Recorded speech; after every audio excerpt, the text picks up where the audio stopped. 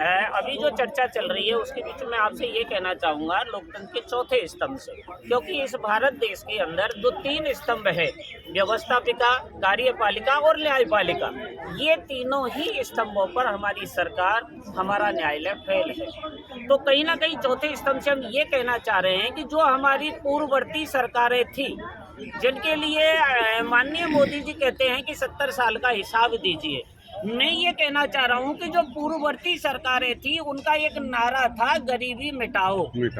और अभी जो वर्तमान हमारी जो सरकार है, मोदी जी की सरकार मान लीजिए, क्योंकि हालांकि हमारे यहाँ भारत सरकार होती है लेकिन मोदी जी ने अपने नाम दे रखा है कि मोदी सरकार।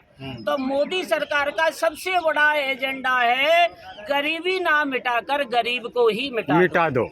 क्योंकि आज आप देखिए, जिन गरीबों ने अपने भविष्य के लिए, अपने बाल बच्चों के लिए, अपने बाल बच्चों की परवरिश, अपने बाल बच्चों के शादी विवाह, अपने बाल बच्चों की पढ़ाई के लिए जो केंद्र सरकार या राज्य सरकार की लाइसेंस शुदा कंपनियां थी, जैसे अभी वर्तमान में सहारा है, आदर्श है, जीसीए है, कल्पतरु है, ढेरों कंपनियां हैं।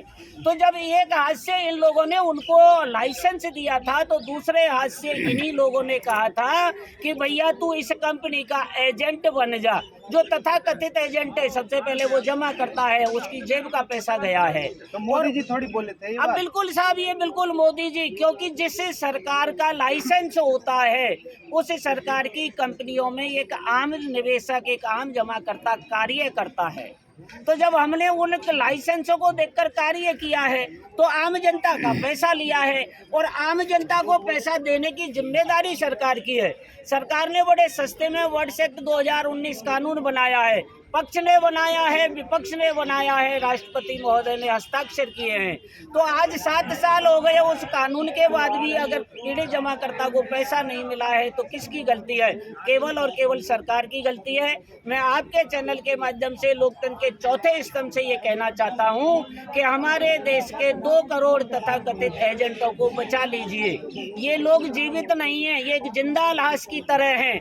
इनको आदेश मिलता है संगठन का तो यहाँ दिल्ली चले आते हैं, और जब इनको सरकार का जो आदेश मिलता है, जैसे आपको बता दूं पिछली 16 तारीख को जो आदेश मिला था, तो वापस अपने राज्यों में चले जाओ।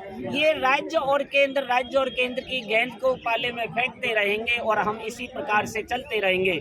लेकिन अंत में मैं आपसे ये कहना चाह रहा हूँ कि हमारे भारत देश के सारे पड़ोस में देख लीजिए, सभी देशों की सरकार बदल चुकी है।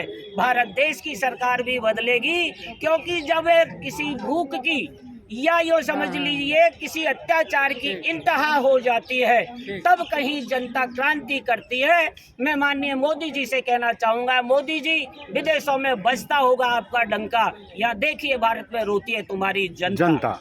जब आप आम जनता के लिए कुछ नहीं कर सकते, इसी के लिए हम माननीय CJI, माननीय मुख्य न्यायाधीश से ये गुहार लगा रहे हैं, राष्ट्रपति महोदया से ये गुहार लगा रहे हैं कि आपका एक सबसे बड़ा अधिकार होता है स्वतः संज्ञान लेना।